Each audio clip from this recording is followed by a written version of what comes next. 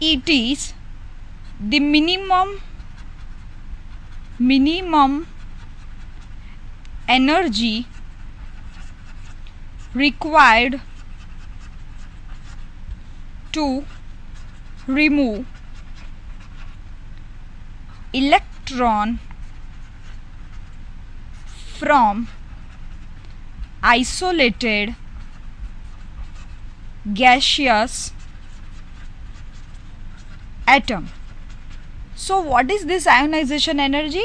It is minimum energy required to remove electron from isolated gaseous atom. It means how much the minimum energy you need to give it to that particular electron so that it goes out of your particular orbit. Okay, so that is your ionization energy. And there is also a meantime, there is also a similar concept that is often confused with this, that is your electron affinity. But remember, both the things are very different. What is electron affinity? The amount of energy liberated when an electron is added to gaseous atom. It means what? That there is a difference. Look here, that is, you have to supply the energy in ionization case, then only your electron can be removed. But for electron affinity case, you have to do one thing, that is, electron affinity case is something like this: the amount of energy liberated when electron is added to gaseous atom. It means you are here basically adding an electron in case of affinity, and in case of ionization you are removing the electron. Here energy is to be supplied and here energy is liberated or released. This is the two things that you have to remember. So we can write it in the form of difference, that is, you can see here, in case of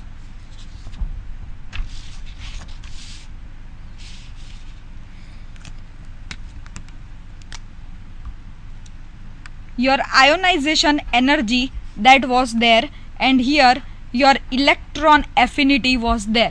So what was the thing? Here energy was supplied,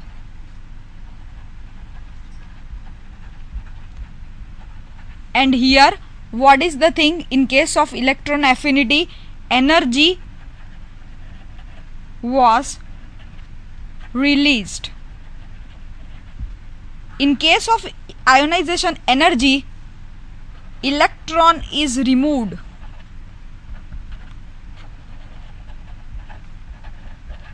In case of electron affinity, electron is added. Electron affinity itself means that there is liking for electron. Basically, electron affinity means that there is liking for electron, that one has to remember. After that, we can plan to take up one give reason.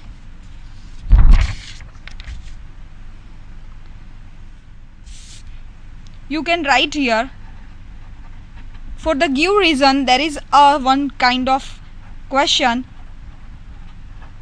that is, ionization energy of nitrogen is greater than oxygen.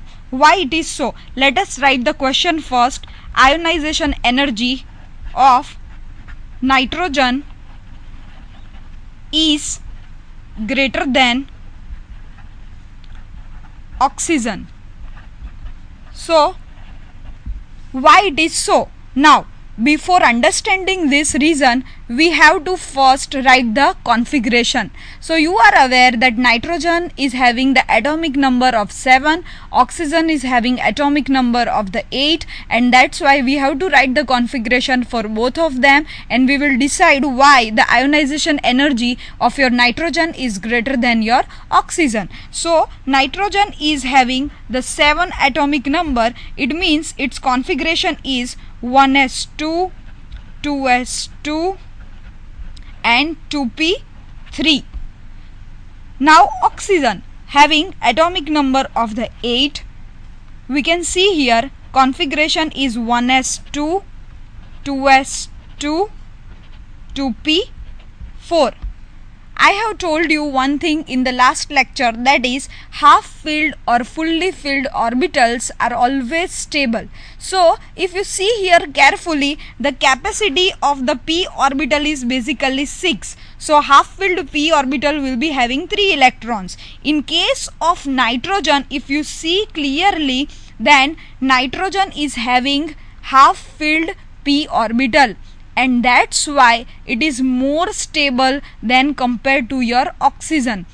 Whenever it is more stable, then what happens, that you have to supply more amount of energy so that this electron can be kicked off. But it's not very easy, and that's why ionization energy of your nitrogen is greater than your oxygen.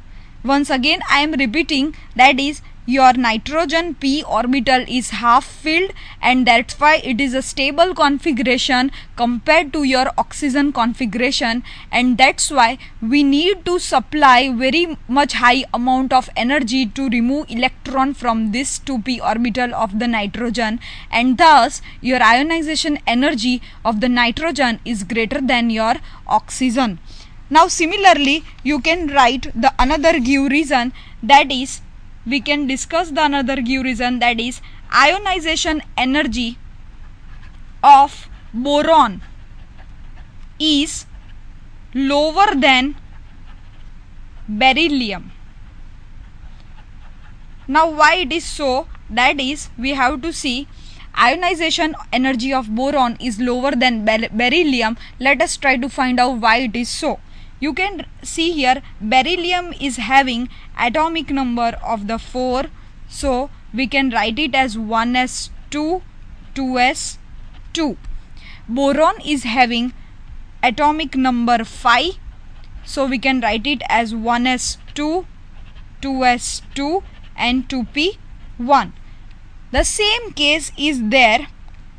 You can see here in case of boron, basically configuration of beryllium is 1s2, 2s2 having the atomic number 4, boron having the configuration of the 5 atomic number 5, that is 1s2, 2s2 and 2p1.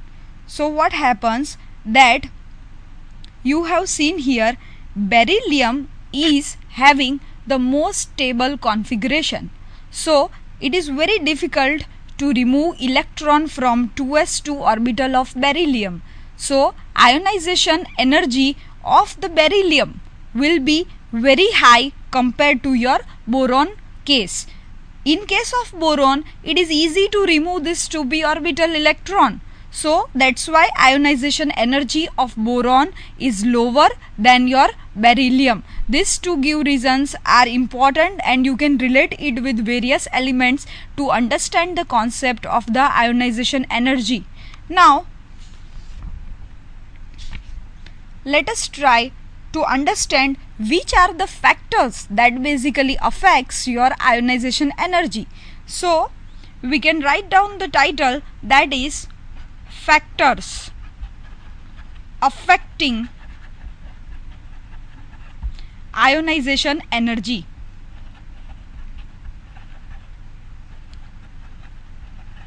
In that, the first factor, that is your atomic size.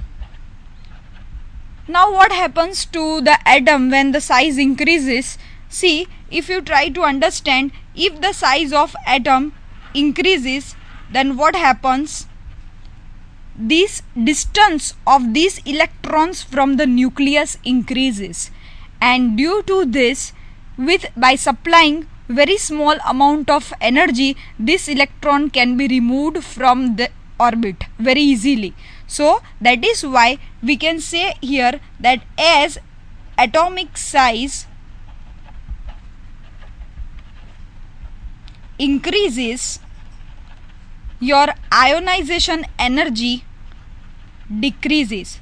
Why it decreases? Because distance of electron from nucleus increases, and hence it is very easy to remove electron from its orbit by supplying the minimum energy. So we can say that atomic size is inversely related to your ionization energy, to remember it in the easy way. Now the second factor that affects your ionization energy is basically your screening effect. Screening effect. What is this screening effect? Let us try to understand it first. Let us draw the diagram. You have the electrons are there in different orbitals and so on. You can see here. Now what happens? These outermost electrons are basically attracted by this nucleus, but these electrons in between the orbit, what happens? They act as a shield, and due to this, whenever this electron tries to get attracted by nucleus, then this electrons gives repulsion to this electron, and hence due to this center electrons are acting basically as your screen, or it will act as your shield or screen. And due to this reason, the distance of this electron is as such far, but due to the screen electrons acting in between, these electrons are not that much quickly attracted by nucleus, and hence the nucleus loses its command on this electron. Due to this reason, by supplying a small amount of energy, you can easily remove this electron, and that is why the screening effect, as the screening, we can now say as screening effect of electrons increases, then your ionization energy decreases. Why? Because the electrons into the center will act as a screen, and they will try to repel the electrons which are attracted by the nucleus, and due to this reason, with a very less amount of energy, they can be removed, and hence your ionization energy is going to decrease with increase in the screening effect of the electrons. The third concept that is affecting your ionization energy is basically your nuclear charge. Now what is this nuclear charge playing the role in case of your ionization energy? Now if you see, if a nuclear charge increases in an atom, then what happens? It is very difficult to remove electron from that particular orbit, and hence what happens? As nuclear charge increases, then your ionization energy also increases. It means it is having direct relation with your ionization energy. Okay, so what happens? The charge increases, and that's why electrons will be fully attracted by the nucleus, and nucleus will have the dominating power on the electrons, and thus it will not be easy to remove these electrons. Hence we need to supply more amount of energy, and hence we can write here that ionization energy also increases with increase in the nuclear charge. The fourth factor that plays roles is the type of orbital. Type of orbital, it means what? Like you have s orbital, you have p orbital, you have d orbital, you have f orbital. In case of s orbital, the electrons are very much close to the nucleus, and hence the ionization energy for the s orbital will be greater compared to p orbital, compared to d orbital, compared to f orbital. So it means what? S will have the highest ionization energy, because as electrons are very much close to the nucleus and it's very difficult to remove the electrons from this s orbital, as the electrons are uniformly distributed into the sphere. So now we will take up the concepts of the bond, that is, we will take ionic bond,